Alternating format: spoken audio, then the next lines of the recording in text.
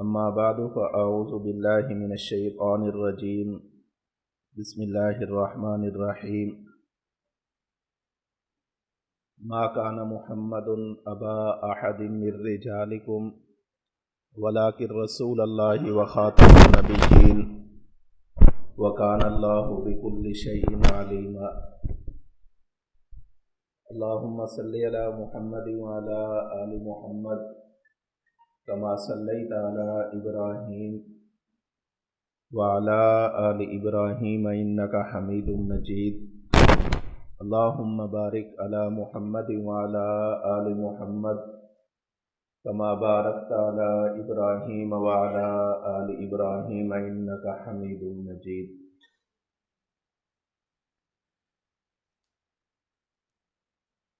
اللہ رب العزت نے انسانیت کو ہدایت دینے کے لیے انبیاء کرام علیہم الصلاۃ والسلام کو مبعوث فرمایا۔ یہ سلسلہ حضرت آدم علیہ الصلاۃ والسلام سے شروع ہوا اور جناب محمد الرسول اللہ صلی اللہ تعالی علیہ وسلم پر آ کر مکمل ہو گیا۔ اللہ کے نبی جناب محمد الرسول اللہ صلی اللہ تعالی علیہ وسلم کے بعد کسی نئے نبی کی ضرورت باقی نہیں۔ اللہ رب العزت نے انبیاء کا جو سلسلہ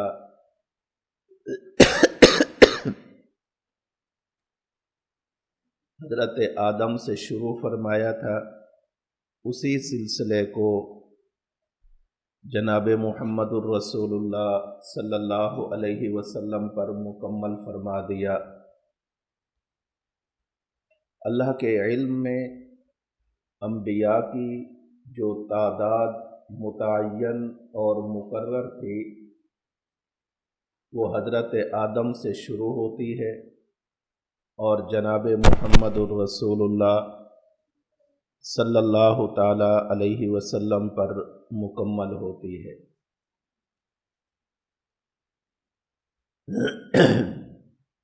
اب کسی ایسے نبی کی نبوت کا قائل ہونا کہ جس سے اس تعداد میں اضافہ ہو جائے، یہ چیز عقیدہ ختم نبوت کے منافی ہے اور کفر ہے۔ حضرت آدم سے شروع ہوا اور جناب محمد الرسول اللہ صلی اللہ تعالی علیہ وسلم تک مکمل ہوا۔ یہ جتنے انبیاء آئے ہیں اللہ کے علم میں تھے، یہ سلسلہ یہاں تک پورا ہو گیا۔ اب مزید کسی نئے نبی کا نظریہ رکھنا، مزید کسی نئے نبی کے بارے میں اس بات کا قائل ہونا کہ انہیں آنا چاہیے یا وہ آئے ہیں، یہ چیز عقیدہ ختم نبوت کے منافی ہے اور کفر ہے۔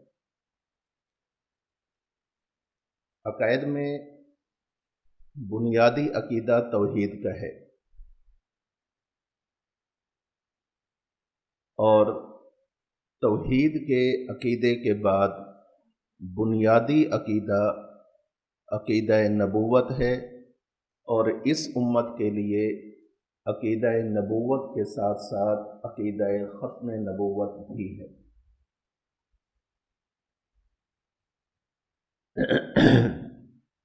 عقیدہ ختم نبوت کی اہمیت کیا ہے؟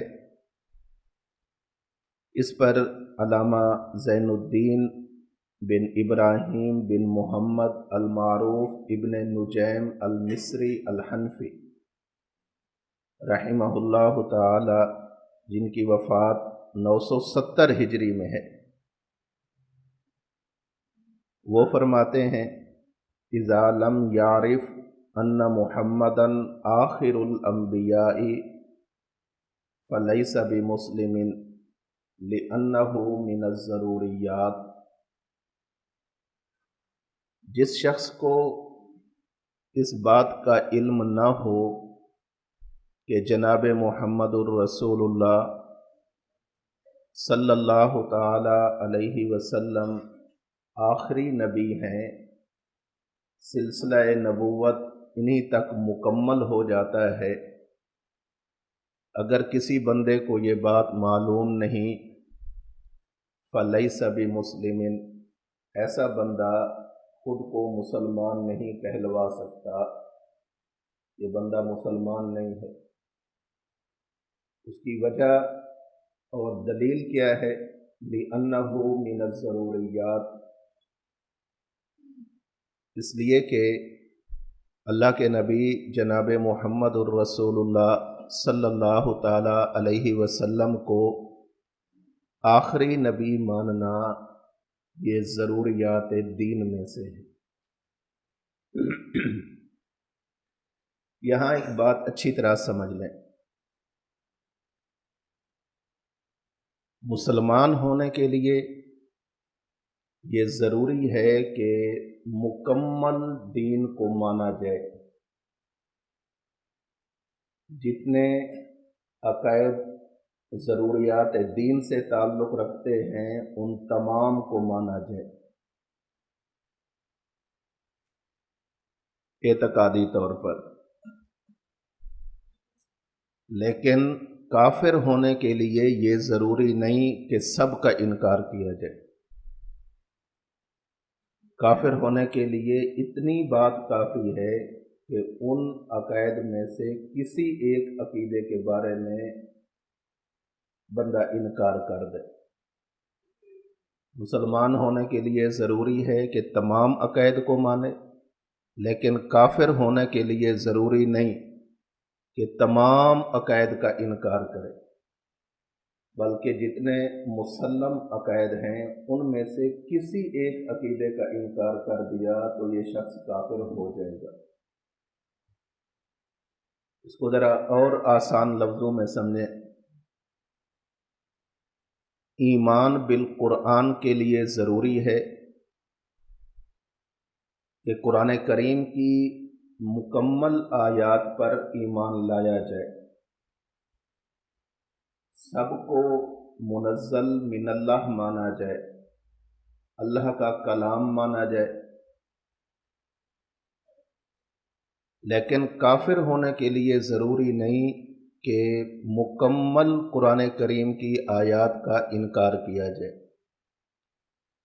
اگر کوئی بندہ قرآن کریم کی 6000 سے زائد آیات ہیں ان میں سے کسی ایک آیت کا انکار کر دے کہ میں اس کو قرآن نہیں مانتا، تو یہ بندہ کافر ہو جائے گا۔ ایک آیت بھی بڑی بات ہے، آیت کے کسی ایک لفظ کا انکار کر دے کہ میں اس کو قرآن نہیں مانتا، تو ایسا بندہ کافر ہو جائے گا۔ اگر اس کو آپ کسی حصی مثال سے سمجھنا چاہتے ہیں، ادھر توجہ کریں، یہ دیکھیں میرے پاس پانی کا گلاس ہے، اس کے حلال ہونے کے لیے ضروری ہے، پاک ہونے کے لیے ضروری ہے کہ جتنا اس گلاس میں پانی ہے وہ سارے کا سارا پاک ہو، حلال ہو، لیکن اس کے ناپاک ہونے کے لیے یہ ضروری نہیں کہ وہ مکمل ناپاک ہو۔ اس میں 2-4 قطرے آپ شراب کے ڈال دیں، یہ پینے کے قابل نہیں، ناپاک ہے۔ اس میں آپ پیشاب ڈال دیں، بول و براز ڈال دیں، کوئی گندگی چلی جائے، اب یہ ناپاک ہو جائے گا۔ تو مسلمان ہونے کے لیے ضروری ہے مکمل عقائد کو مانا جائے، مکمل دین کو مانا جائے، لیکن کافر ہونے کے لیے یہ ضروری نہیں کہ سب عقائد کا انکار کیا جائے۔ جو لوگ عقیدہ ختم نبوت کے منکر ہیں، وہ عام مسلمانوں کو ایک بڑا عجیب دھوکہ دیتے ہیں۔ وہ جی ہمیں کیوں کافر کہتے ہو؟ ہم بھی یہی کلمہ پڑھ رہے ہیں، لا الہ الا اللہ محمد الرسول اللہ۔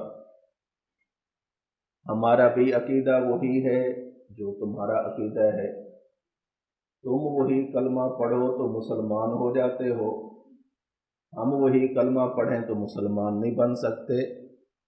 یہ کیسا فرق ہے؟ اگر آپ حضرات کی حدیث کی کتابوں پر نظر ہے، سیرت کی کتابوں پر نظر ہے، اور تاریخ کی مسلم کتابوں پر آپ کی نظر ہے، آپ کے علم میں ہوگا صحیح بخاری میں بھی روایت موجود ہے، اللہ کے نبی صلی اللہ علیہ وسلم کے مبارک زمانے میں ایک شخص نے نبوت کا دعویٰ کیا، جسے دنیا آج مسیلمہ کذاب کے نام سے جانتی ہے۔ یہ بندہ نماز کا منکر نہیں تھا، یہ بندہ قرآن کے منزل من اللہ اور کلام اللہ ہونے کا منکر نہیں تھا، یہ بندہ مسلمانوں سے الگ کسی اور قبلے کا قائل نہیں تھا، مسلمانوں کے قبلے کا منکر نہیں تھا۔ ایک مسلمان کے لیے جو چیزیں ضرورت ہیں، یہ کسی چیز کا ان میں سے منکر نہیں تھا، یہاں تک کہ اسی مسیلمہ کذاب کا جو نمائندہ اذان دیا کرتا تھا، وہ اپنی اذان میں یہ کلمات بھی کہتا تھا، اشہد ان محمد رسول اللہ۔ وہ اللہ کے نبی صلی اللہ علیہ وسلم کی نبوت کا اور آپ کی رسالت کا منکر نہیں تھا۔ ہاں، فرق یہ تھا کہ وہ کہتا تھا کہ اللہ کے نبی نبی تو ہیں لیکن آخری نبی نہیں ہیں، اللہ کے نبی نبی ہیں اور میں بھی نبی ہوں۔ صحابہ کرام رضوان اللہ تعالی علیہم اجمعین کا نظریہ یہ تھا کہ اللہ کے نبی نبی ہیں اور صرف آپ ہی نبی ہیں، آپ کے بعد کوئی اور نبی نہیں، یعنی عقیدہ نبوت تک کا قائل تھا، لیکن عقیدہ ختم نبوت کا قائل نہیں تھا۔ یہ چیز ایسی ہے کہ جس کی وجہ سے اب اس کا ایمان بالقرآن کسی کام کا نہیں۔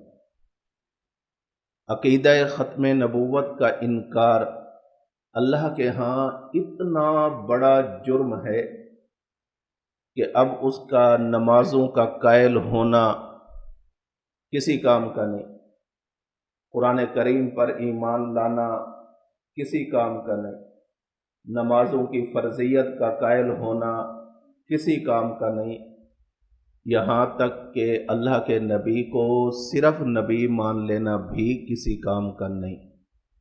عقیدہ ختم نبوت اتنا اہم عقیدہ ہے، اگر یہ عقیدہ نہ ہوا تو اس کے بعد اللہ کی توحید کا عقیدہ رکھنے والا بھی بندہ مسلمان نہیں ہو سکتا۔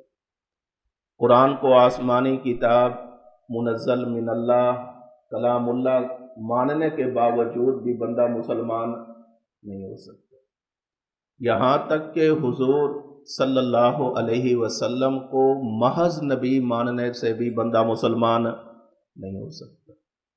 باقی امتوں میں اور اس امت میں فرق یہ ہے کہ باقی امتیں جب کلمہ پڑھتی تھیں تو وہ اپنے وقت کے نبی کا کلمہ پڑھتی تھیں اور یہ اعتقاد رکھتی تھیں کہ اللہ اپنی ذات اور صفات خاصہ میں وحدہ لا شریک ہیں، اللہ کی توحید کے قائل ہوتے تھے اور اپنے وقت کے نبی کی نبوت کے قائل ہوتے تھے،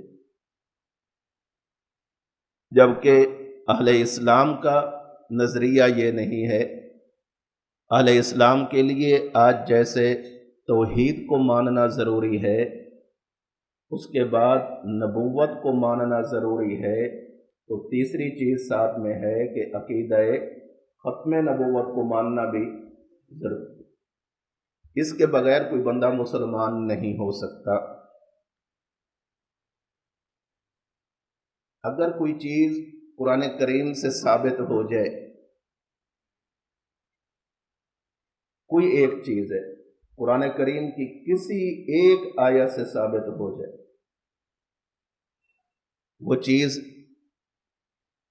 حلال، حرام، صحیح، غلط، جائز، ناجائز، اس کا فیصلہ قرآن کریم کر دے۔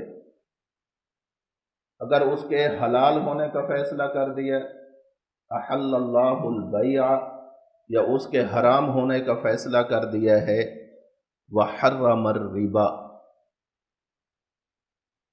اگر قرآن کی کسی ایک آیت میں کسی چیز کے صحیح ہونے کا یا غلط ہونے کا فیصلہ ہو جائے اور کوئی بندہ قرآن کی اس ایک آیت والے فیصلے کو نہ مانے تو یہ بندہ کافر ہو جائے گا۔ آپ کا کیا خیال ہے اگر آج کوئی بندہ کھڑے ہو کر یہ کہے کہ قرآن کریم نے تو بیع شراء کو حلال قرار دیا ہے لیکن میں حلال نہیں مانتا، یہ بندہ کافر ہو جائے گا، قرآن کی نص کا منکر ہو رہا ہے۔ اگر کوئی بندہ یہ کہے کہ قرآن کریم نے ربا کو، سود کو حرام قرار دیا ہے لیکن میں نہیں مانتا حرام، تو ایسا بندہ کافر ہو جائے گا۔ ثابت ہوا کہ قرآن کی ایک آیت کے انکار سے بندہ کافر ہوتا ہے۔ عقیدہ ختم نبوت وہ عقیدہ ہے کہ جو قرآن کریم کی ایک دو آیت سے نہیں، 100 آیات سے ثابت ہے، 100 آیات سے۔ جو بندہ عقیدہ ختم نبوت کا انکاری ہوتا ہے، منکر ہوتا ہے، وہ قرآن کی ایک آیت کا منکر نہیں، قرآن کی 100 آیات کا منکر ہے۔ اور جو بندہ ایک آیت کا منکر ہو وہ مسلمان باقی نہیں رہتا، تو جو 100 کا انکار کر دے وہ مسلمان رہے گا، وہ کافر ہوگا۔ اللہ کے نبی صلی اللہ علیہ وسلم کی احادیث طیبہ پر ایمان لانا ضروری ہے، اور بالخصوص ایسی احادیث کہ جن کا مضمون تواتر کے ساتھ آ جائے، اس کا انکار کفر ہو جاتا ہے۔ عقیدہ ختم نبوت ایسا عقیدہ ہے جو مختلف احادیث میں مابہ الاشتراک کے طور پر تواتر کے ساتھ آیا ہے۔ اللہ کے نبی صلی اللہ علیہ وسلم کے 210 فرامین ایسے ہیں کہ جن میں عقیدہ ختم نبوت موجود ہے۔ جو بندہ نبی کی ایک بات کا انکاری ہو جائے وہ کافر ہوتا ہے، تو جس بات کو نبوت نے 210 مرتبہ ارشاد فرمایا ہو اور کوئی بندہ اس کا انکاری ہو جائے تو وہ بندہ بھی مسلمان نہیں رہتا۔ ان دو دلائل کے بعد اس امت کے پاس تیسری دلیل، بڑی مضبوط دلیل، اجماع امت ہے۔ سابقہ امتوں کے پاس اللہ کے کلام اور نبی کے فرمان پر عمل کی اجازت تھی۔ جب ایک نبی تشریف لے جاتے تو دوسرے نبی تشریف لے آتے، ان کی امتوں کو جس مسئلے کی ضرورت پیش آتی وہ اپنے نبی سے پوچھ لیتے۔ ایسا نہیں ہوتا تھا کہ نبی وفات پا گئے ہوں اور اس کے بعد وہ امت کسی بات پر متفق ہو جائے اور ان کا متفق ہونا شریعت میں دلیل بھی بن جائے، ایسا کسی امت کے پاس نہیں تھا۔ اللہ نے یہ اعزاز عقیدہ ختم نبوت کے صدقے میں اس امت کو عطا فرمایا ہے، اجماع امت۔ اب یہ اتنی مضبوط اور تگڑی قسم کی دلیل ہے کہ اگر کوئی بندہ اجماع کا منکر ہو جائے اور اجماع بھی ضروریات دین سے تعلق رکھتا ہو تو ایسا بندہ دائرہ اسلام سے خارج ہو جاتا ہے۔ عقیدہ ختم نبوت ایسا ہے، عقیدہ ختم نبوت ایسا عقیدہ ہے کہ اللہ کے نبی صلی اللہ علیہ وسلم کے مبارک زمانے سے لے کر آج اس حال کی گھڑی تک اور قیامت کی صبح تک کوئی ایک لمحہ ایسا نہیں ہے، 14 صدیاں گزر چکی ہیں، ایک منٹ ایسا نہیں ہے بلکہ ایک سیکنڈ ایسا نہیں ہے کہ جس میں اس امت نے کبھی اختلاف کیا ہو کہ عقیدہ ختم نبوت رکھا جائے یا نہ رکھا جائے۔ 14 صدیوں سے امت اس بات پر متفق اور متحد چلی آ رہی ہے کہ عقیدہ ختم نبوت یہ ضروریات دین میں سے ہے۔ اگر کوئی بندہ اس عقیدے کو نہیں رکھتا تو ایسا بندہ دائرہ اسلام سے خارج ہے۔ پوری امت کا اجماع اس بات پر موجود ہے، اور صرف آج کی بات نہیں، اللہ کے نبی صلی اللہ علیہ وسلم کے مبارک زمانے سے لے کر آج دن تک اور قیامت کی صبح تک یہ عقیدہ تھا، یہ عقیدہ ہے اور یہ عقیدہ رہے گا کہ اللہ کے نبی صلی اللہ علیہ وسلم صرف نبی نہیں بلکہ خاتم الانبیاء ہیں، صرف نبی نہیں بلکہ خاتم النبیین ہیں صلی اللہ علیہ وسلم۔ امت کا اجماع اتنی بڑی دلیل ہے، اگر کوئی بندہ اس کا انکار کر دے تو وہ بندہ مسلمان نہیں رہتا۔ تو عقیدہ ختم نبوت ایسا ہے کہ جس پر اجماع موجود ہے۔ اب کوئی بندہ عقیدہ ختم نبوت کا انکار کرے تو وہ قرآن کریم کی 100 آیات کا انکاری ہے۔ عقیدہ ختم نبوت کا انکار کرے تو پیغمبر کے 210 فرامین کا انکاری ہے۔ عقیدہ ختم نبوت کا انکار کرے تو اجماع امت کا انکاری ہے۔ کافر ہونے کے لیے تو صرف ایک چیز بھی کافی تھی، اس نے تو اپنے کافر ہونے پر 3 مہریں لگا لی ہیں۔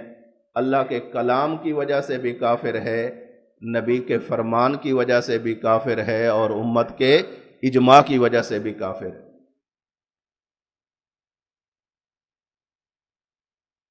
اللہ کے نبی صلی اللہ علیہ وسلم کے مبارک دور میں دین اسلام کی اشاعت کے لیے، دین اسلام کی حفاظت کے لیے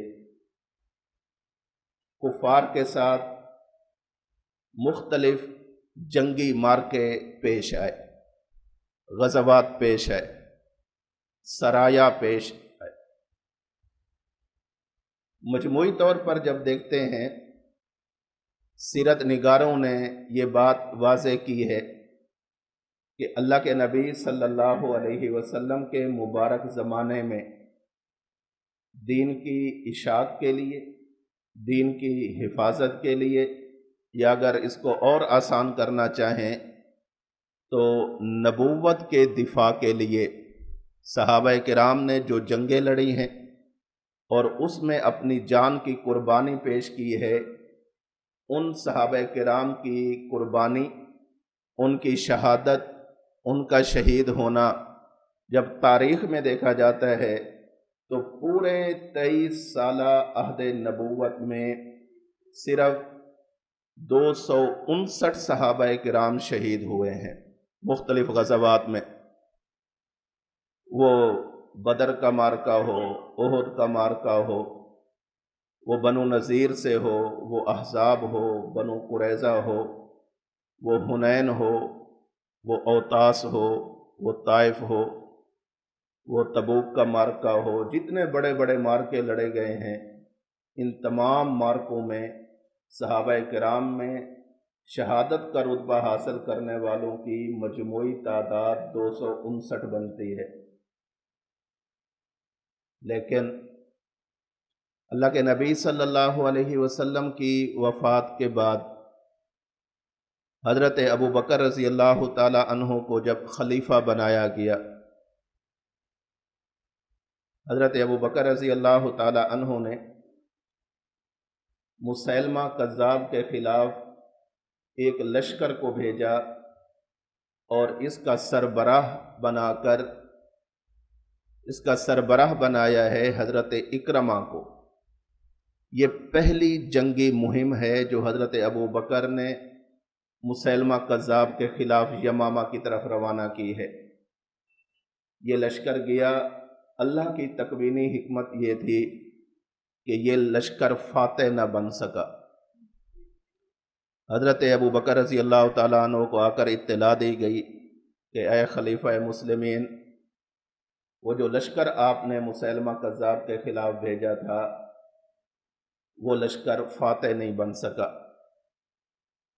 حضرت ابو بکر رضی اللہ تعالیٰ عنہ نے دوسرا لشکر بھیجا حضرت شرحبیل بن حسنہ رضی اللہ تعالیٰ عنہ کی زیر قیادت کہ آپ جائیں۔ دوسرا لشکر گیا، یہ لشکر بھی کامیاب نہ ہو سکا۔ مسیلمہ کذاب کے ماننے والے بہت زیادہ، صحابہ کرام تعداد میں کم ہیں، جان جوکھوں میں ڈال کر لڑے ہیں، جان ہتھیلی پر رکھ کر لڑے ہیں، اللہ کے دین کا دشمن سمجھ کر لڑے ہیں، اپنی جان کی بازی لگا کر لڑے ہیں، لیکن فتح شکست اللہ کے ہاتھ میں ہے، فتح نہ ہو سکی۔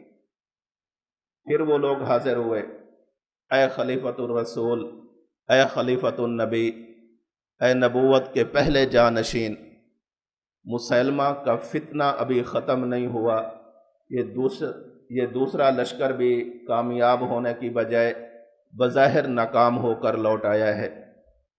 حضرت ابو بکر رضی اللہ تعالیٰ عنہ نے تیسرا لشکر بھیجا اور اس لشکر کا امیر بنایا ہے حضرت خالد بن ولید رضی اللہ تعالیٰ عنہ کو۔ یہ لشکر گیا ہے اور اسی لشکر نے جا کر مسیلمہ کذاب کو اور اس کے متبعین کو دھول چٹائی ہے اور انہیں قتل کیا ہے۔ اور اس پورے مارکے کے اندر نبی کے جو صحابہ شہید ہوئے ہیں ان کی تعداد 1200 ہے۔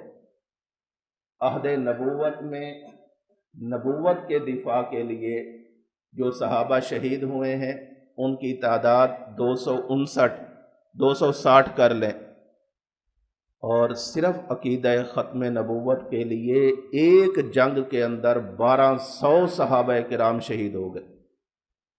ایک صحابی ایسا ہے کہ جس کا مقابلہ کائنات کا کوئی انسان نہیں کر سکتا۔ صحابہ کے بعد والے لوگ اکٹھے ہو جائیں، کسی ایک صحابی کا مقابلہ نہیں کر سکتے۔ اور سارے صحابہ کس بات پر متفق ہیں کہ ہم اپنی جان لگا دیں گے لیکن اس عقیدے پر حرف نہیں آنے دیں گے۔ جنگ لڑی ہے عقیدہ ختم نبوت کے دفاع کی۔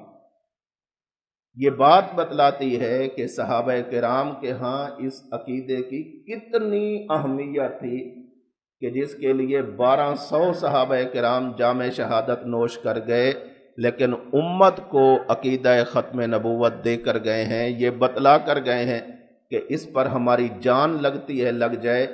صحابی اپنی جان تو دے دے گا لیکن نبی کی ختم نبوت کے دفاع سے پیچھے نہیں رہے گا۔ یہ عقیدہ ختم نبوت کی اہمیت ہے۔ کسی ایک چیز پر صحابی چل پڑے، ہم اور آپ تقریریں کرتے ہیں اصحابی کالنجوم فبأیہم اقتدیتم اہتدیتم، کہ صحابہ میں سے ہر صحابی ایسا ہے کہ جس کی اتباع کی جائے اللہ ہدایت عطا فرماتے ہیں۔ فَإِنْ آمَنُوا بِمِثْلِ مَا آمَنْتُمْ بِهِ فَقَدْ اهْتَدَوْا۔ صحابہ میں سے ہر صحابی ایسا ہے کہ اس کی اقتداء کی جائے۔ تو یہ جو صحابہ ہیں یہ تو 1200 شہید ہوئے ہیں، تعداد لڑنے والوں کی اس سے زیادہ ہے۔ ان میں سے ہر صحابی اپنے عمل کے ساتھ ہمیں اس لائن پر کھڑا کرنا چاہتا ہے کہ عقیدہ ختم نبوت کا دفاع اتنا ضروری ہے کہ جس پر صحابہ کی جان لگے تو صحابہ بھی جان لگا دیتے ہیں۔ تمہاری جانیں کوئی صحابہ سے زیادہ قیمتی نہیں ہیں۔ اگر وقت آئے اور عقیدہ ختم نبوت کی حفاظت کے لیے آخری مرحلہ یہ ہو کہ تمہیں اپنی جان قربان کرنا پڑے تو پھر یہ دیکھ لینا یہ عقیدہ اتنا اہم ہے کہ صحابہ اپنی جانیں قربان کر کے گئے ہیں، تم بھی اپنی جان قربان کر دینا۔ یہ اتنا اہم عقیدہ ہے، اتنا اہم عقیدہ ہے۔ امام ابن عبد البر مالکی رحمہ اللہ الاستیاب میں فرماتے ہیں، اللہ کے نبی صلی اللہ علیہ وسلم کے مبارک زمانے میں حبیب بن زید رضی اللہ تعالی عنہ، انہیں آپ صلی اللہ علیہ وسلم نے مسیلمہ کذاب کی طرف بھیجا کہ جاؤ ان سے گفتگو کرو۔ مسیلمہ نے ایک مرتبہ اللہ کے نبی صلی اللہ علیہ وسلم کو خط بھی لکھا کہ آپ مجھے اپنے ساتھ نبوت میں شریک کر لیں۔ صحیح بخاری کی روایات ہیں،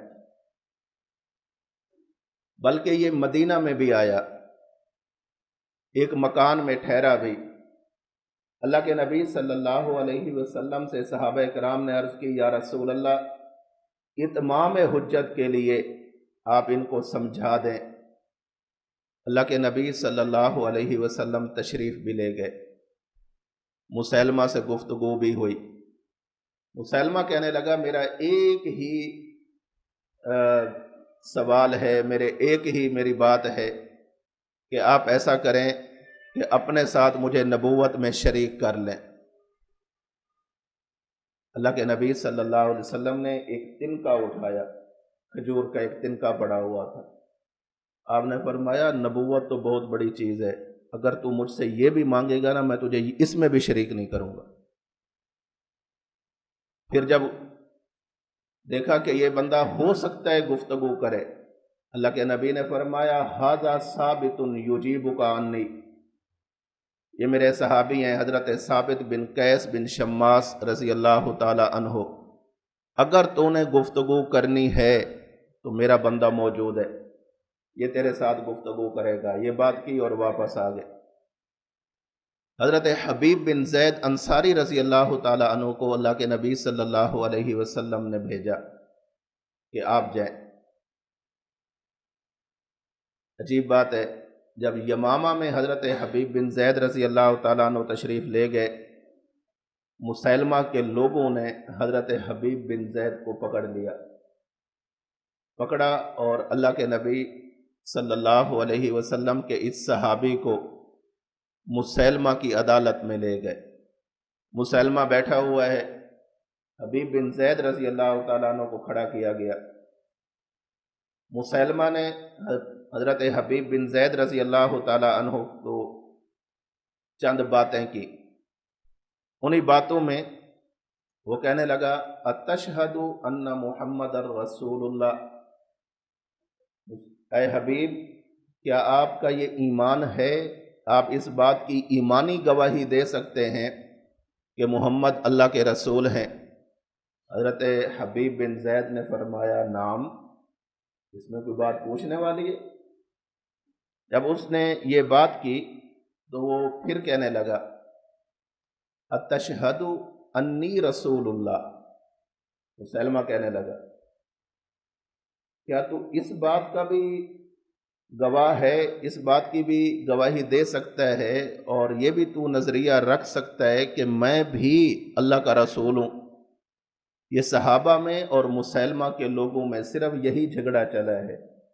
صحابہ کہتے تھے اللہ کے نبی ہی اللہ کے نبی ہیں، آپ کے بعد کوئی اور نبی نہیں ہے، اور مسیلمہ کے لوگ کہتے تھے اللہ کے نبی بھی اللہ کے نبی ہیں اور مسیلمہ بھی اللہ کا نبی ہے۔ یہ بھی اور ہی کا چکر تھا۔ حضرت حبیب بن زید سے جب مسلمہ نے پوچھا اتشہد انی رسول اللہ، کہ آپ اس بات کا اقرار کرتے ہیں کہ میں بھی اللہ کا رسول ہوں؟ ایک جواب وہ تھا جو میرے اور آپ کے ذہن میں آ رہا ہے کہ بندہ یہ کہہ دے کہ جی نہیں، انکار کر دے۔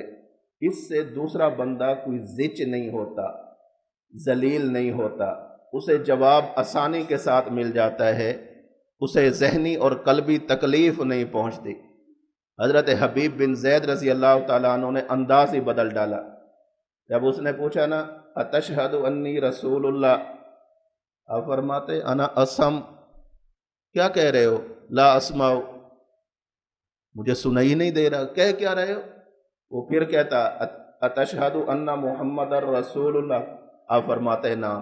وہ پھر کہتا اتشہد انی رسول اللہ، کیا کہا؟ وہ پھر کہتا اتشہد ان محمد رسول اللہ، نعم اتشہد انی رسول اللہ، کیا کیا کیا کہا؟ زچ کیا، ذلیل کیا، اسے یہ بتایا کہ تیری بات تو اس قابل بھی نہیں ہے کہ میں اس میں لا کہوں، تجھے زچ کر رہا ہوں۔ فعل ذلک مرارا، یہ ایک دو مرتبہ کی بات نہیں، کئی بار ایسے ہوا، اسی گفتگو کو دہرایا گیا۔ اس بدبخت نے حضرت حبیب بن زید رضی اللہ تعالیٰ عنہ کو شہید کرا دیا۔ فقطعہ مسیلمۃ عضوا عضوا ومات شہیدا، حضرت حبیب بن زید رضی اللہ تعالیٰ عنہ کے ایک ایک عضو کو کاٹ دیا گیا، ایک ایک عضو کو الگ کر دیا گیا۔ صحابی نے اپنے ایک ایک عضو کی قربانی دے دی ہے، لیکن عقیدہ ختم نبوت کی قربانی نہیں دی، بلکہ یہ عقیدہ امت کے حوالے کر کے گئے ہیں کہ ایسا مسلم عقیدہ ہے، اس عقیدے پر اگر صحابہ اپنی جان دے سکتے ہیں، صحابہ اپنے جسم کا ایک ایک عضو قربان کرا سکتے ہیں، صحابہ کرام اس کے لیے جنگیں لڑ سکتے ہیں۔ حضرت صدیق اکبر رضی اللہ تعالیٰ عنہ کا زمانہ خلافت ہے، ارتدت العرب وقالوا لا نؤدی زکاۃ، آگے حدیث میں دلیل میں یہ بات آ جائے گی۔ حضرت ابو بکر رضی اللہ تعالیٰ عنہ کا زمانہ شروع ہوا، بہت سارے قبائل مرتد ہوئے جو نئے نئے مسلمان ہوئے تھے، اور یہ بات بھی یاد رکھیں جو مرتد ہو جائے وہ صحابی بنا ہی نہیں تھا، اور جو صحابی بن جائے وہ مرتد ہو ہی نہیں سکتا۔ آپ نے شاید سبق میں یہ بات پڑھ لی ہوگی، صحابی کہتے اسے ہیں وَهُوَ مَنْ لَقِيَ النَّبِيَّ صلی اللہ علیہ وسلم مؤمنا بہ ومات علی الاسلام، صحابی وہ نہیں ہوتا جو پیغمبر کی محض زیارت کر لے اور اسی پر کلمہ پڑھ لے، بلکہ صحابی کے لیے ضروری ہے کہ ایمان کی حالت کے ساتھ نبی کی خدمت میں حاضر ہوا ہو، اور اسی حال پر اسے وفات یا شہادت ملی ہو۔ تو جن لوگوں نے کلمہ تو پڑھا اور بعد میں مرتد ہو گئے، یہ صحابی بنے ہی نہیں تھے، اور جو صحابی بنے ہیں وہ مرتد ہوئے ہی نہیں تھے۔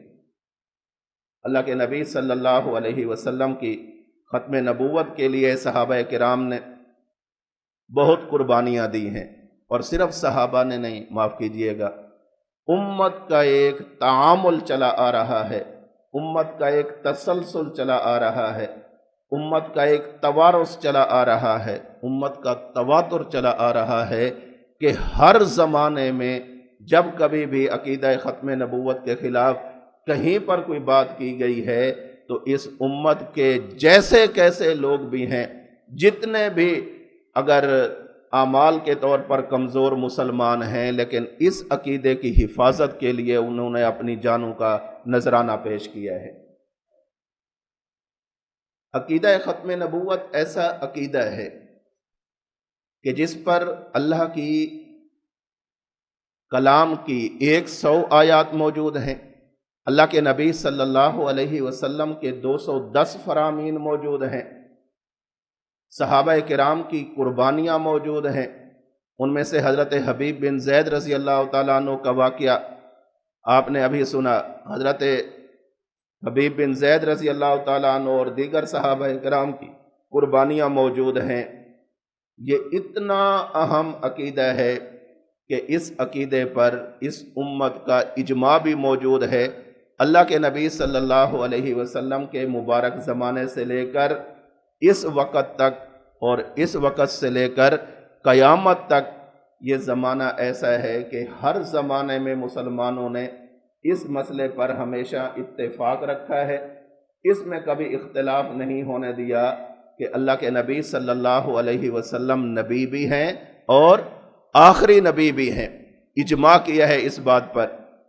علامہ نور الدین ملا علی قاری رحمۃ اللہ علیہ نے شرح الفقہ الاکبر کے اندر اس بات کی وضاحت کی ہے، دعوی النبوۃ بعد نبینا صلی اللہ علیہ وسلم کفر بالاجماع، کہ اللہ کے نبی صلی اللہ علیہ وسلم کی نبوت کے بعد اگر کوئی بندہ دعوی نبوت کرتا ہے، وہ ذلی ہونے کا کرے، وہ بروزی ہونے کا کرے، وہ تشریعی ہونے کا کرے، وہ غیر تشریعی ہونے کا کرے، جیسا بھی دعویٰ کرے گا، اللہ کے نبی صلی اللہ علیہ وسلم کے دعوی نبوت کے بعد، آپ کی ختم نبوت کے بعد اگر کوئی بندہ نبی ہونے کا دعویٰ کرتا ہے، اس کا یہ دعویٰ کفر، یہ سیدھی سی بات ہے کہ وہ اسلام نہیں ہے، کفر ہے۔ اور کفر بھی ایسا ہے کہ جسے اختلاف کی بھینٹ نہیں چڑھایا جا سکتا۔ کفر بالاجماع، پوری امت کا اس بات پر اجماع ہے کہ وہ بندہ کافر ہے، پوری امت کا۔ آپ کئی مسائل پڑھ رہے ہیں، فقہا کا اس کے اندر اختلاف ہے، بعض گمراہ فرقے اہل سنت سے اختلاف کر جاتے ہیں، لیکن نبی کی ختم نبوت کا عقیدہ ایسا ہے، پوری امت اس پر متفق کھڑی ہوئی ہے، پوری امت کا کوئی ایسا ایک فرد بھی نہیں ہے جو یہ کہے کہ نبی کی ختم نبوت کے بارے میں میرا یہ نظریہ ہے۔ اگر کوئی کہتا ہے تو وہ اس امت والے اس بندے کو نبی کا امتی ماننے کے لیے بھی تیار نہیں، اسے مسلمان ماننے کے لیے بھی تیار نہیں ہے۔ فقہائے کرام میں بڑے بڑے فقیہ گزرے ہیں، ائمہ گزرے ہیں، ہر فقیہ کا اپنا مجتہدانہ ذوق ہے، ہر فقیہ کا اپنا ایک ذوق ہے۔ کوئی اپنے ذوق کے مطابق مسائل میں سختی کرتے ہیں، کوئی اپنے ذوق کے مطابق مسائل میں نرمی کرتے ہیں، کوئی اپنے ذوق کے مطابق عقیدے کے اندر سختی کرتے ہیں، اور کوئی اپنے ذوق کے مطابق عقیدے میں نرمی کرتے ہیں۔ میرے اور آپ کے امام حضرت نعمان بن ثابت، امام ابو حنیفہ رحمۃ اللہ علیہ، وہ امام ہیں کہ جو مسائل کے بارے میں اور بالخصوص کفر اور اسلام کے مسئلے کے اندر بہت زیادہ محتاط ہیں، بہت زیادہ محتاط ہیں۔ حضرت امام صاحب رحمۃ اللہ علیہ سے بعض لوگوں نے سوال کیا کہ حضرت ایک بندہ ہے، گوشت کھاتا ہے لیکن ذبح کے بغیر کھاتا ہے، اور اعتقاد بھی یہی رکھتا ہے کہ ذبح کے بغیر کھاؤں گا، ایسا بندہ مسلمان یا کافر؟ میرے اور آپ جیسا کوئی مولوی ہوتا تو فوراً کوئی نہ کوئی فتویٰ ٹھوک دیتا۔ حضرت امام صاحب رحمۃ اللہ علیہ فرماتے ہیں کہ اگر کسی بندے میں 99 احتمال کفر کے ہوں اور ایک احتمال اسلام والا ہو، 99 احتمالات کفر کو چھوڑ دیا جائے گا، اس کا اسلام بچانے کے لیے ایک احتمال کو لیا جائے گا۔ احتمال ہے، احتمال، ادھر بھی 99 احتمال ہیں۔ یہ مسئلہ یاد رکھیں، الفاظ پر ذرا توجہ رکھا کریں۔ ایک ہے کہ ایک بندے کی بات میں 99 احتمالات کفر ہیں اور ایک احتمال اسلام ہے، یہ مسئلہ الگ ہے۔ اور دوسرا بندہ وہ ہے کہ جس کے بارے میں احتمال نہیں، یقین ہے کہ یہ بندہ کافر ہے، ایسے بندے کے بارے میں حضرت امام صاحب یہ نہیں فرماتے کہ اس کی 99 باتیں کفر کی چھوڑ دی جائیں گی اور ایک بات اسلام کی لی جائے گی۔ جہاں پر یقین ہو کہ جو مسلمات کا انکاری ہے، جو قطعیات کا انکاری ہے، اس کے بارے میں کیا تعویل کرنی ہے، اس کے بارے میں کس احتمال کو دیکھنا ہے؟ ہاں، کوئی بات ایسی کہہ دی ہے کہ اس کا ایک احتمال یہ ہے، دوسرا یہ ہے، تیسرا یہ ہے، چوتھا یہ ہے، اور ان تمام احتمالات کو اکٹھا کریں بالفرض تو 99 احتمال بنتے ہوں کہ اس بندے کی یہ بات کفریہ ہے، اور ایک احتمال ایسا بنتا ہو کہ جس سے یہ معلوم ہوتا ہو کہ یہ بندہ مسلمان ہے، تو 99 باتوں کو چھوڑ کر ایک بات کو لیا جائے گا۔ یہ حضرت امام صاحب رحمۃ اللہ علیہ کا ذوق ہے۔ حضرت سے کسی نے کہا کہ حضرت ایک بندے کا نظریہ یہ ہے، یہودی بھی ٹھیک ہیں اور وہ بندہ کہتا ہے کہ عیسائی بھی ٹھیک ہیں، عیسائی بھی حق پر ہیں، یہودی بھی حق پر ہیں، اس کے بارے میں کیا خیال ہے؟ حضرت امام صاحب نے فرمایا کہ اب بھی اس بندے کو کافر نہیں کہیں گے۔ سائل بڑا حیران ہوا، وہ کہہ رہا ہے یہودی حق پر ہیں۔ ہاں ہاں، میں نے سوال بھی سن لیا ہے، سمجھ بھی لیا ہے، جو جواب دیا ہے اللہ کرے آپ کو سمجھ ہے۔ اس نے کہا حضرت عیسائیوں کو حق پر کہتا ہے۔ کہا ہاں ہاں مجھے پتہ ہے عیسائیوں کو حق پر کہتا ہے، قرآن کہہ رہا ہے وقالت الیہود لیست النصارى علی شیء وقالت النصارى لیست الیہود علی شیء۔ یہاں پر جو بات یہودی کہہ رہے ہیں نصارہ کے بارے میں، یہ بات کہنے میں یہودی حق بجانب ہے، اور جو بات نصارہ کہہ رہے ہیں یہودیوں کے بارے میں لیس علی شیء، یہ بات کہنے میں نصارہ بھی حق بجانب ہے۔ اس بندے پر ابھی کفر کا فتویٰ نہیں آئے گا۔ اس بندے نے کہا کہ حضرت ایک بندہ ہے اللہ کی رحمت سے دور بھاگتا ہے، اس پر کہا کہ بارش اللہ کی رحمت ہے، اس کے کپڑے گیلے ہو رہے ہوں گے، وہ بھاگ کر ایک طرف ہو گیا ہوگا، کفر کا فتویٰ نہیں دینا۔ کہنے لگا جی حضرت ایک بندہ ایسا ہے نماز پڑھتا ہے، نماز میں سجدہ نہیں کرتا، رکوع نہیں کرتا، کہا کہ آپ نے اسے جنازہ کی نماز پڑھتے ہوئے دیکھا ہوگا، کفر کا فتویٰ پھر بھی نہیں ہے۔ جتنے احتمالات ہو سکتے تھے حضرت امام صاحب ذکر کرتے گئے اس بندے کو کفر سے بچانے کے لیے۔ اتنا محتاط ہے فتویٰ دینے میں۔ حضرت سے پوچھا گیا کہ اگر کوئی بندہ نبوت کا دعویٰ کرے اور کوئی دوسرا بندہ اس کی ابھی بات کو تسلیم نہیں، اس سے صرف دلیل مانگ لے، اس بندے کے بارے میں آپ کا کیا نظریہ ہے؟ حضرت امام صاحب رحمۃ اللہ علیہ فرماتے ہیں من طلب منہ علامۃ فقد کفر۔ جس بندے نے اس جھوٹے مدعی نبوت سے اس لیے دلیل مانگ لی کہ اگر یہ دلیل مجھے صحیح لگی تو میں اس کو نبی مان لوں گا، فقد کفر، ایسا بندہ کافر ہو جائے گا۔ اتنا محتاط بندہ کہ جس کے سامنے یہودیت کے برحق ہونے کی باتیں ہو رہی ہیں وہ قرآن سے استدلال کر کے ان کو بچا رہا ہے، عیسائیت کے برحق ہونے کی باتیں ہو رہی ہیں، قرآن سے استدلال کر کے ان کے ایمان کو بچا رہا ہے، ان کے سامنے عجیب عجیب قسم کے سوالات ہو رہے ہیں، وہ استدلال کر کے بتا رہا ہے، بچا رہا ہے۔ جب انہی سے یہ بات پوچھی گئی کہ اگر کوئی بندہ دعوی نبوت کرے اور کوئی دوسرا بندہ اس سے اس نظریے کے تحت دلیل مانگ لے کہ اگر اس نے دلیل دی اور وہ دلیل ٹھیک ہوئی، مجھے صحیح لگی تو میں اس کو نبی مان لوں گا، فقد کفر، حضرت امام صاحب فرماتے ہیں کہ ایسا بندہ کافر ہو جائے گا۔ امت کے جلیل القدر فقہا اور بالخصوص ہمارے امام اعظم امام ابو حنیفہ رحمۃ اللہ علیہ، ان کا یہ طرز عمل بتلاتا ہے کہ عقیدہ ختم نبوت کس قدر اہم ہے۔ اس کے میں کبھی امت میں دو رائے نہیں آئیں کہ اس کو مسلمان مانا جائے یا کافر مانا جائے، بس ایک نکاتی ایجنڈا ہے، وہ کیا ہے؟ اگر عقیدہ ختم نبوت کو ماننے والا ہے اور باقی ضروریات دین کو بھی ماننے والا ہے تو مسلمان ہے، اور اگر کوئی بندہ باقی ضروریات دین کا اقرار کرنے والا تو ہو اور اس میں عقیدہ ختم نبوت کا انکار کرنے والا ہو تو ایسا بندہ مسلمان نہیں ہو سکتا۔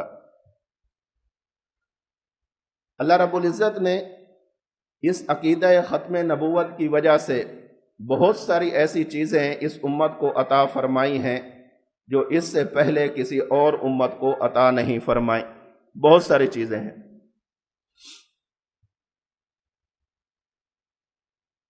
دیکھیں، اللہ رب العزت نے 1,24,000 انبیاء کرام علیہم السلام پر وحی نازل فرمائی۔ 1,24,000 انبیاء ہیں۔ ان میں سے بعض نبی ایسے ہیں جنہیں صرف اتنی وحی ہوئی کہ آپ میری طرف سے نبی ہیں، فلاں آسمانی کتاب کی یا فلاں احکام ہیں، امت کو بتلا دو۔ صرف ایک مرتبہ وحی ہوئی ہے، ایک مرتبہ، یہ بھی نبی ہیں۔ بعض ایسے نبی ہیں کہ ان پر اللہ رب العزت نے صحائف نازل کیے۔ حضرت ابراہیم علیہ السلام پر صحیفے نازل ہوئے، لکھی ہوئی باتیں آگے۔ حضرت موسیٰ علیہ السلام کو تورات ملنے سے پہلے آپ پر بھی صحیفے نازل ہوئے۔ بعض ایسے نبی ہیں کہ جنہیں اللہ رب العزت نے مستقل کتابیں عطا فرمائیں، آسمانی کتابیں، تورات ہے، زبور ہے، انجیل ہے اور قرآن کریم ہے۔ آپ پوری دنیا میں جا کر آپ تحقیق کریں کہ سابقہ انبیاء پر نازل ہونے والے صحیفے، سابقہ انبیاء پر نازل ہونے والی کتابیں آج ان کے پاس محفوظ اسی حالت میں ہیں جس حالت میں ان کے نبی پر اتری تھیں، یا ان کے اندر تبدیلی آ گئی، ان کے اندر تحریف ہو گئی، ان کے اندر تغیر آ گیا، ان کے اندر تبدل آ گیا۔ آپ پوری دنیا کا چکر لگائیں، آپ عیسائیوں کے گرجا گھر میں جائیں، آپ یہودیوں کے سیناگاگ میں جائیں، آپ کسی اور کی عبادت گاہ میں جائیں، آپ جا کر اس کا سروے کریں، آپ اس پر تحقیق کریں، آپ کو معلوم ہوگا کہ ان کے ہر سال کے نئے ایڈیشن کے اندر تبدیلیاں آ رہی ہیں۔ آپ بائبل مقدس اٹھا کر دیکھ لیجئے، آپ کوئی اور آسمانی کتاب کو اٹھا کر دیکھ لیجئے، آپ کو ہر سال کے سن اشاعت کے فرق کی وجہ سے ان کتابوں کے اندر فرق نظر آئے گا۔ اور اگر آپ قرآن کریم کو اٹھا کر دیکھتے ہیں، شرق تا غرب، عرب تا عجم، ہند تا سندھ، پوری دنیا کا آپ چکر لگائیں، جو قرآن کریم آپ کی یہاں اس مسجد میں رکھا ہوا ہے، یہی قرآن کریم مدینہ منورہ مسجد نبوی میں ملے گا۔ جو قرآن کریم یہاں رکھا ہوا ہے، وہی قرآن کریم بیت اللہ کے اندر آپ کو ملے گا، وہی قرآن کریم دنیا بھر کے مسلمانوں کے ہر گھر کے اندر آپ کو ملے گا۔ ایک لفظ کی تبدیلی بھی نہیں ہے۔ اور یہ صرف آج کی بات نہیں ہے، یہ اللہ کے نبی صلی اللہ علیہ وسلم کے مبارک زمانے سے لے کر آج دن تک قرآن کے اندر کسی طرح کی کوئی تبدیلی نہیں ہے، قرآن کے اندر کسی طرح کی کوئی تحریف نہیں ہے۔ بہت سارے لوگوں نے یہ نظریہ رکھنے کی کوشش کی کہ جو قرآن کو محرف کہتے ہیں، قرآن کو مغیر کہتے ہیں، امت نے اٹھا کر ایک طرف کر دیا اور کہا کہ تمہارا ہمارے ساتھ کوئی واسطہ نہیں ہے اگر تم قرآن پر صحیح طور پر ایمان نہیں لاؤ گے، اگر تم قرآن کریم کو محرف مانو گے، اگر تم قرآن کریم کو مغیر مانو گے تو تمہاری راہیں الگ ہیں، ہماری راہ الگ ہے۔ اگر تم قرآن کریم کے اندر تحریف کے قائل ہو، تم سب کچھ ہو سکتے ہو، تم مسلمان نہیں ہو سکتے۔ مسلمان وہی ہوگا جو قرآن کو منزل من اللہ مانتا ہے، قرآن کریم کو کلام اللہ مانتا ہے، قرآن کریم کو اللہ کا کلام مانتا ہے، نبی کریم صلی اللہ علیہ وسلم پر نازل ہونے والی کتاب مانتا ہے۔ آج پوری دنیا کے اندر مسلمانوں کے پاس جو قرآن ہے، منو ان ہو بہو، سیم ٹو سیم، یہ وہی قرآن کریم ہے جو اللہ کے نبی پر نازل ہوا، یہ وہی قرآن کریم ہے جو اللہ نے لوح محفوظ میں رکھا، یہ وہی قرآن کریم ہے جو اللہ رب العزت نے بیت العزت میں اتارا، یہ وہی قرآن کریم ہے جسے جبریل لے کر آئے ہیں، یہ وہی قرآن کریم ہے۔ نزلہ علی قلبک، کہ جو آپ کے دل مبارک پر نازل کیا گیا یہ وہی کلام مجید ہے کہ جس کا لسان نبوت نے تکلم کیا ہے، یہ وہی کلام مجید ہے جسے صحابہ کرام نے سنا ہے، یہ وہی قرآن کریم ہے جسے صحابہ کرام نے لکھا ہے، یہ وہی قرآن کریم ہے جو 14 صدیوں سے امت کے ہر مسلمان کے پاس موجود ہے۔ اس کے اندر کوئی تبدیلی موجود نہیں، باقی کتابوں کے اندر تبدیلی موجود ہے۔ سوال یہ پیدا ہوتا ہے، جس بات سے میں نے استدلال کرنا ہے، سوال یہ پیدا ہوا کہ وہ بھی تو اللہ کی کتاب ہے، وہ بھی اللہ کا کلام ہے، اسے لانے والے بھی جبریل ہیں، وہ بھی نبی پر اترا ہے، وہ محفوظ نہیں ہے، یہ محفوظ ہے۔ ایسا معاملہ کیوں ہے؟ اگر اس کیوں کا میں صرف ایک لفظ میں جواب دینا چاہوں تو وہ جواب یہ ہے کہ یہ حضور کی ختم نبوت کا صدقہ ہے۔ اگر حضور کی ختم نبوت نہ ہوتی، جیسے باقی کتابیں تبدیل ہو گئیں، یہ کتاب بھی تبدیل ہو جاتی۔ آپ میں سے کوئی حافظ نہ بیٹھا ہوتا، آپ میں سے کوئی قاری بیٹھا نہ ہوتا، کتاب ہی بدل گئی ہے، کس چیز کے حافظ ہو؟ کتاب ہی بدل گئی ہے، کس چیز کے قاری ہو؟